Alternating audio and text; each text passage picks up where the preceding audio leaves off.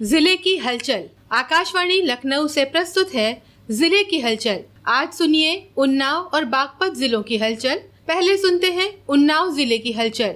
आलेख और स्वर है विकास शुक्ला का।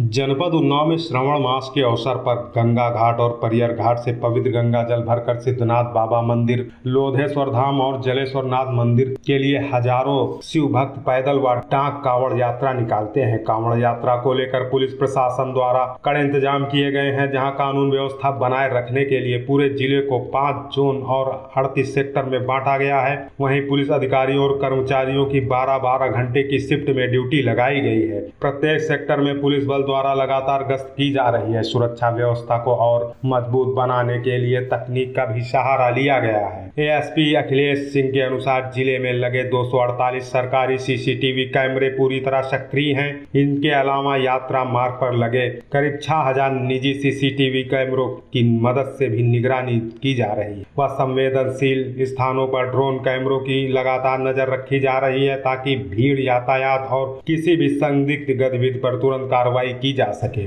वहीं गंगा घाटों पर पुलिस बल के साथ गोताखोर की भी तैनाती की गई है। श्रद्धालुओं की सुगम आवाजाही के लिए भारी वाहनों के प्रवेश पर रोक और रूट डाइवर्जन लागू किया गया है। यात्रा मार्ग पर पड़ने वाले सभी बिजली के पोल और तारों की जांच संबंधित विभागों से कराई जा रही है, ताकि श्रद्धालुओं को किसी भी तरह का खतरा न हो। इसके अलावा कांवड़ियों के विश्राम स्थलों पर पेयजल, प्रकाश व्यवस्था, चिकित्सा और अन्य आवश्यक सुविधाएं प्रशासन द्वारा की गई हैं। वहीं जिलाधिकारी घनश्याम मीना व पुलिस अधीक्षक जय प्रकाश सिंह द्वारा घाटों व प्रमुख मार्गों का निरीक्षण कर प्रकाश व्यवस्था, बैरिकेडिंग और साफ सफाई की लगातार जांच की जा रही है।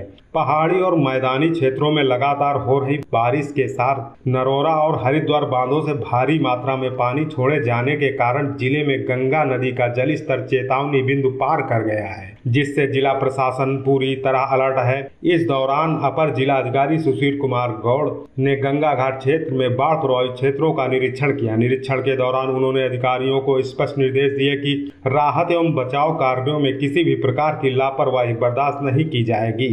वहीं जलस्तर बढ़ने से गोताखोर, तेजीपुरवा, करबला और हुसैन नगर जैसे निचले इलाकों में बाढ़ का पानी घरों तक पहुंच गया है। कई स्थानों पर आवागमन प्रभावित होने से सामान्य जनजीवन अस्त व्यस्त हो गया है, जहां प्रशासन ने लोगों को सुरक्षित स्थानों पर जाने की अपील की है। तहसील प्रशासन ने बाढ़ प्रभावित क्षेत्रों में राहत एवं बचाव कार्य के लिए 5 नावें तैनात की है। इसके अलावा गोताखोर, बलाशाला और पंचायत घर को अस्थायी बाढ़ राहत शिविर के रूप में सक्रिय किया गया है, ताकि जरूरत पड़ने पर प्रभावित लोगों को सुरक्षित स्थान पर पहुंचाया जा सके। जिले में एक पेड़ मां के नाम अभियान के तहत महावृक्षारोपण कार्यक्रम आयोजित किया गया। कार्यक्रम में उत्तर प्रदेश महिला आयोग की उपाध्यक्ष अपर्णा यादव मुख्य अतिथि के रूप में शामिल हुई। इस अवसर पर उन्होंने ट्रांसगंगा सिटी में पौधारोपण किया।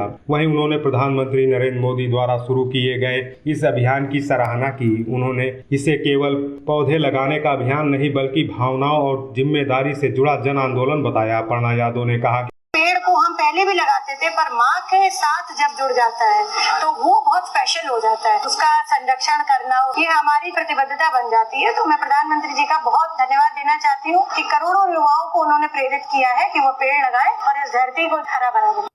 जनपद में इस अभियान के तहत लगभग 57 लाख पौधे लगाने का लक्ष्य निर्धारित किया गया है। वहीं इस अवसर पर विभिन्न स्थानों पर जनप्रतिनिधियों, प्रशासनिक अधिकारियों, कर्मचारियों और आम लोगों ने पौधारोपण कर पर्यावरण संरक्षण, हरित उन्नाव और प्रदूषण मुक्त वातावरण के निर्माण का संकल्प लिया। जिले के निराला प्रेक्षागृह में मुख्यमंत्री शिक्षक कैशलेस चिकित्सा योजना का राज्य मंत्री दिनेश प्रताप सिंह ने दीप प्रज्वलित कर शुभारंभ किया। इस अवसर पर राज्य मंत्री दिनेश प्रताप सिंह द्वारा जनपद के शिक्षकों को मुख्यमंत्री कैशलेस चिकित्सा सुविधा के कार्ड वितरण कर बधाई दी। जहां जनपद में कैशलेस चिकित्सा योजना के तहत बेसिक व माध्यमिक शिक्षा के 20,265 लाभार्थियों को कैशलेस चिकित्सा योजना का लाभ मिलेगा। इस अवसर पर कार्यक्रम को संबोधित करते हुए राज्य मंत्री दिनेश प्रताप सिंह ने कहा कि राज्य सरकार ने 5 लाख निःशुल्क चिकित्सा सुविधा का उपहार दिया है, जिसे शिक्षक और उनके आश्रितों को बेहतर स्वास्थ्य सेवाएं मिल सके। उन्होंने कहा कि आज योग्यता के आधार पर सरकारी नियुक्तियां हो रही हैं। इसी के कारण देश प्रदेश निरंतर प्रगति के पथ पर अग्रसर हो रहा है।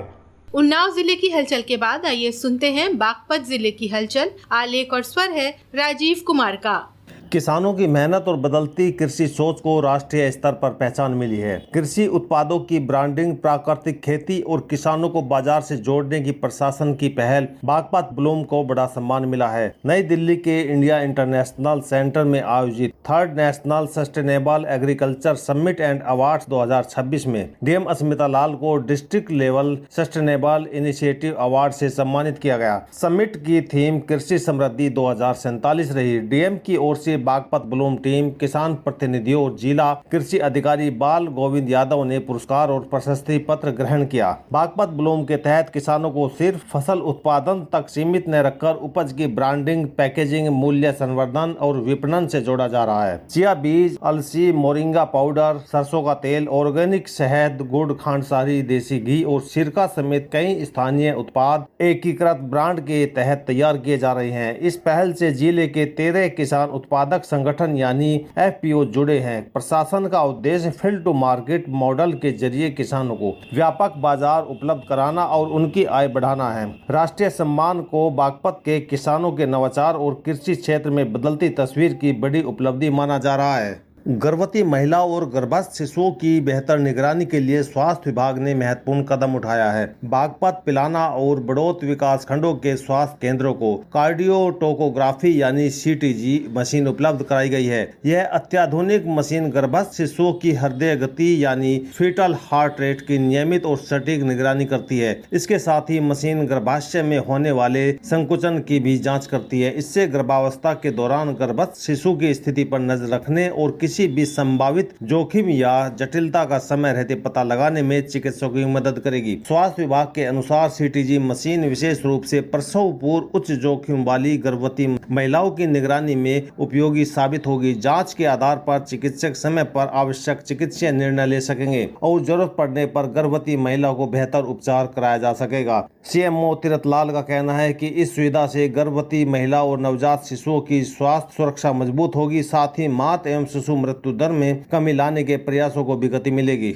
बागपत परिवहन विभाग ने जुलाई महीने में राजस्व वसूली के साथ सड़क सुरक्षा के मोर्चे पर भी बेहतर प्रदर्शन किया है। विभाग ने जुलाई में शासन द्वारा निर्धारित 8 करोड़ 50 लाख रुपए के लक्ष्य के मुकाबले 8 करोड़ 64 लाख रुपए का राजस्व जुटाकर लक्ष्य को पार कर लिया। पिछले वर्ष की तुलना में भी यह राजस्व में बढ़ोतरी की गई है। जुलाई तक पिछले वर्ष राजस्व वृद्धि 16,64,000 रुपए थी, जो इस वर्ष बढ़कर 25,27,000 रुपए तक पहुंच गई। वहीं सड़क सुरक्षा को लेकर परिवहन विभाग ने सख्ती बढ़ाई है। 1 अप्रैल से अब तक यातायात नियमों का गंभीर उल्लंघन करने वाले 13 वाहन चालकों के ड्राइविंग लाइसेंस निलंबित किए जा चुके हैं। विभाग की ओर से ओवरलोड वाहनों, बिना परमिट संचालन, बिना वैध दस्तावेज वाहन चलाने, ओवर स्पीड, बिना लाइसेंस ड्राइविंग और हेलमेट व सीट बेल्ट के नियमों की अनदेखी करने वालों के खिलाफ कार्रवाई की गई है। एआरटीओ विपिन कुमार के नेतृत्व में विभाग वाहन जाँच, कर एवं परमिट सत्यापन और फिटनेस निरीक्षण के साथ डिजिटल सेवाओं को भी मजबूत कर रहा है।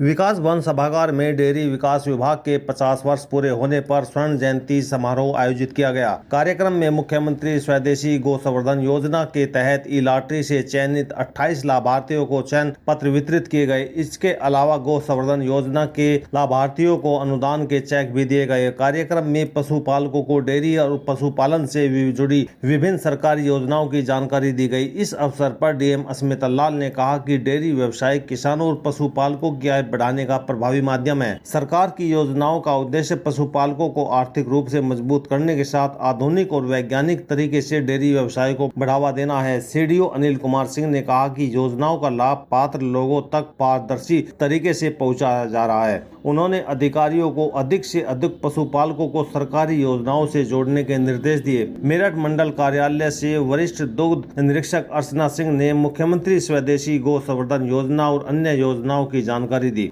श्री परशुरामेश्वरपुरा महादेव के जीरो वेस्ट महोत्सव को लेकर सूचना विभाग का सोशल मीडिया चैलेंज तेजी से लोकप्रिय हो रहा है। अभियान के तहत अब तक 1000 से अधिक व्यक्तिगत डिजिटल पोस्टर तैयार किए जा चुके हैं। Facebook, Instagram, x, WhatsApp, DP व स्टेटस के जरिए लोग भक्ति भी, प्रकृति भी और आस्था भी, जिम्मेदारी भी का संदेश दे रहे हैं। ये था आकाशवाणी लखनऊ के क्षेत्रीय समाचार एकांश द्वारा प्रस्तुत जिले की हलचल का आज का अंक।